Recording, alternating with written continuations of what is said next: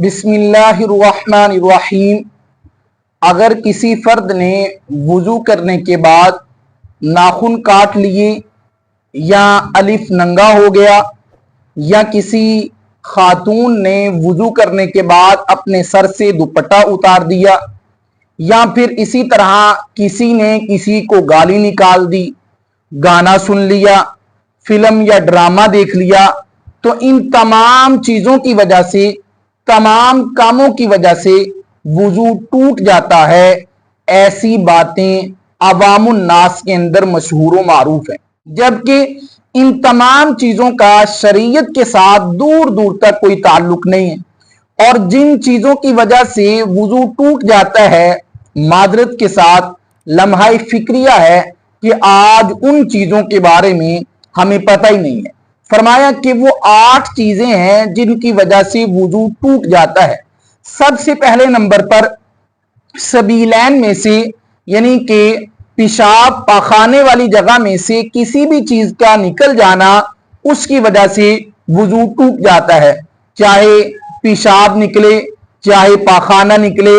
چاہے ہوا خارج ہو جائے، یا اسی طرح ان دونوں راستوں سے ان 3 چیزوں کے علاوہ کچھ اور نکل آئے، کوئی کیڑا نکل آئے یا کچھ جو ہے وہ پیپ وغیرہ، خون وغیرہ نکل آئے، تو اس کی وجہ سے بھی وضو ٹوٹ جاتا ہے۔ اسی طرح فرمایا کہ مزی یا ودی کے نکلنے سے بھی وضو ٹوٹ جاتا ہے۔ اب مزی کسے کہتے ہیں، ودی کسے کہتے ہیں، توجہ کے ساتھ اسے سمجھ لیجیے۔ فرمایا کہ مزی وہ رطوبت ہے، وہ مادہ ہے، جب کوئی بندہ کسی کے بارے میں وہ گندے خیالات اپنے دل میں لاتا ہے، یا میاں بیوی آپس میں گپ شپ کرتے ہیں، بوسو کیدار کرتے ہیں، تو اس کی وجہ سے جو رطوبت جو ہے وہ ذکر سے نکلتی ہے، اسے مزی کہا جاتا ہے۔ تو اس کی وجہ سے غسل نہیں بلکہ صرف اور صرف وضو کرنا ضروری ہوتا ہے۔ اسی طرح ودی اس رطوبت کو کہتے ہیں جو عموماً جو ہے وہ پیشاب کرنے کے بعد ایک رطوبت نکلتی ہے، گاڑھا سفید مادہ نکلتا ہے، یا بسا اوقات پیشاب کرنے سے پہلے بھی نکل جاتا ہے۔ ایک بیماری کی یہ علامت ہوتی ہے، تو اس کی وجہ سے بھی غسل کرنا ضروری نہیں ہے بلکہ وضو کرنے کے ساتھ ہی کام بن جائے گا۔ نمبر 4 پر فرمایا کہ خون یا پیپ کا نکل جانا۔ اب اس میں بھی تفصیل ہے، صرف خون یا پیپ کے نکلنے کے ساتھ ہی وضو نہیں ٹوٹتا، بلکہ خون نکلا اور نکلنے کے بعد وہ بہہ گیا، پیپ نکلا اور نکلنے کے بعد وہ بہہ گیا،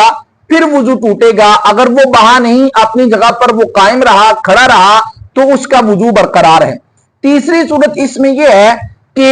تھوڑا سا خون یا پیپ نکلا، کسی کپڑے کے ساتھ اس کو پونچھ لیا، پھر نکلا، پھر صاف کیا، پھر نکلا، پھر صاف کیا، تو اب یہ تصور کیا جائے گا کہ اگر اس کو صاف نہ کیا جاتا تو کیا یہ خون یا پیپ بہہ جاتا؟ تو اگر وہ بہہ جاتا تو اب اس صورت میں بھی علماء احناف نے لکھا ہے کہ ایسے شخص کا وضو ٹوٹ جائے گا۔ اسی طرح وضو کرنے کے بعد کسی شخص نے الٹی کی، قے کی، اور قے تھوڑی نہیں کی بلکہ منہ بھر کر کی، شرط یہ ہے کہ وہ قے، وہ الٹی منہ بھر کر ہو، پھر وضو ٹوٹے گا۔ اور منہ بھر کر کسے کہا جاتا ہے؟ منہ بھر کر اسے کہا جائے گا کہ جس کے اوپر کنٹرول کرنا مشکل ہو جائے، کہ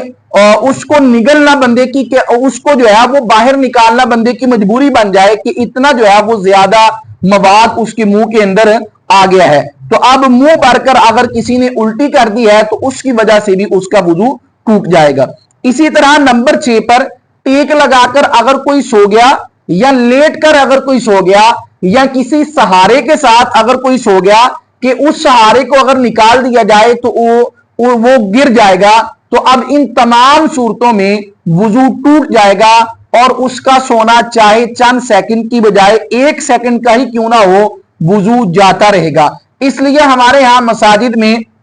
بسا اوقات یوں ہوتا ہے، سردیوں میں بھی گرمیوں میں بھی، کہ بعض ساتھی آتے ہیں مسجد میں اور آ کر مسجد کے کسی ستون کے ساتھ یا دیوار کے ساتھ ٹیک لگا لیتے ہیں اور وہیں وہ سو جاتے ہیں، اور پھر جب نماز کا وقت ہوتا ہے، امام صاحب جائے نماز پر آتے ہیں، اقامت ہوتی ہے، وہ اسی طرح کھڑے ہو کر جماعت کے ساتھ شریک ہو جاتے ہیں۔ خدارہ بڑے ادب کے ساتھ گزارش کروں گا کہ آپ کا وضو باقی نہیں رہا، اور جب آپ کا وضو باقی نہیں رہا تو آپ کی نماز بھی اللہ کے ہاں اللہ کی بارگاہ میں قابل قبول نہیں ہے۔ تو اس لیے حتی الامکان آپ کوشش کیجیے کہ جب آپ مسجد میں تشریف لاتے ہیں تو ٹیک لگا کر خاص طور پر نماز فجر کے وقت نہ بیٹھیے۔ اگر آپ ٹیک لگا کر بیٹھے ہیں تو آپ کو نیند آ گئی ہے، آپ کو اونگ آ گئی ہے، تو آپ پہلے جائیں وضو کریں اور پھر آ کر جماعت کے ساتھ شریک ہو جائیں۔ کہیں ایسا نہ ہو کہ آپ اسی طرح اپنی نمازیں پڑھتے رہیں اور آپ کی کوئی نماز بھی اللہ کی بارگاہ میں قبول نہ ہو۔ اسی طرح وضو کرنے کے بعد اگر کوئی شخص بے ہوش ہو جاتا ہے، اس پر غسی طاری ہو جاتی ہے، اب اس کے بے ہوش ہونے کی وجہ سے، اس پر غسی طاری ہونے کی وجہ سے بھی اس کا وضو جاتا رہے گا۔ نمبر 8 پر اگر کوئی شخص نماز پڑھ رہا ہے اور نماز کے اندر اس نے قہقہا لگا کر ہنس دیا، قہقہا لگا کر ہنسنے سے مراد یہ ہے کہ جو اس نے ہنسا ہے اس کی ہنسی کی آواز اس کے آس پاس جو افراد کھڑے ہیں، ایک ہیں، دو ہیں، ان تک اس کی آواز پہنچ گئی، تو اب اس صورت میں اس کی نماز بھی ٹوٹ گئی اور اس کا وضو بھی ٹوٹ گیا۔ اب اس کے لیے حکم یہ ہے کہ یہ دوبارہ سے جائے، وضو کرے اور دوبارہ سے اپنی نماز کو لٹائے، چونکہ حضور صلی اللہ علیہ وسلم کی حدیث مبارکہ ہے کہ آپ صلی اللہ علیہ وسلم نے نماز پڑھا رہے تھے اور ایک نابینا شخص جو ہے وہ آیا اور وہ کنویں کے اندر گر گیا، اس کے گرنے کی وجہ سے ایک آواز پیدا ہوئی، تو بعض ساتھی جو ہے وہ پیچھے نماز کے اندر ہنس پڑے۔ آپ صلی اللہ علیہ وسلم نے ارشاد فرمایا کہ جو بندہ پیچھے نماز کے اندر کھڑا تھا اور وہ ہنسا تھا، اس کو چاہیے کہ وہ جائے اور جا کر وضو کرے اور دوبارہ سے اپنی نماز کا اعادہ کرے۔ تو یہ 8 چیزیں ہیں جن کی وجہ سے وضو ٹوٹتا ہے، اور وہ چیزیں جو میں نے شروع کے اندر آپ کے سامنے عرض کی وہ ہمارے ہاں مشہور و معروف ہیں، جبکہ ان کی وجہ سے وضو نہیں ٹوٹتا۔ وضو ان 8 چیزوں کی وجہ سے ٹوٹتا ہے۔ ہاں، ان کے علاوہ اور بھی صورتحال ہو سکتی ہے، اور بھی صورتیں بن سکتی ہے جن میں وضو ٹوٹ سکتا ہے، لیکن وہ اپنے علماء سے جو ہے وہ رجوع کیجئے اور علماء سے پوچھئے، وگرنہ آپ ہمارے اس ویڈیو کے کامنٹ سیکشن کے اندر ہم سے پوچھ سکتے ہیں۔ انشاءاللہ عز و جل آپ کو اس کا جواب دینے کی بھرپور کوشش کی جائے گی۔ اللہ تبارک و تعالی ہم سب کو دین کے مسائل سیکھ کر اس کے مطابق عمل کرنے کی توفیق عطا فرمائے۔ آخر میں ایک گزارش ضرور کروں گا کہ اگر آپ نے ابھی تک ہمارے اس چینل کو سبسکرائب نہیں کیا تو برائے مہربانی ہمارے اس چینل کو ضرور سبسکرائب کیجئے۔ اللہ تبارک و تعالی آپ کو جزائے خیر عطا فرمائے۔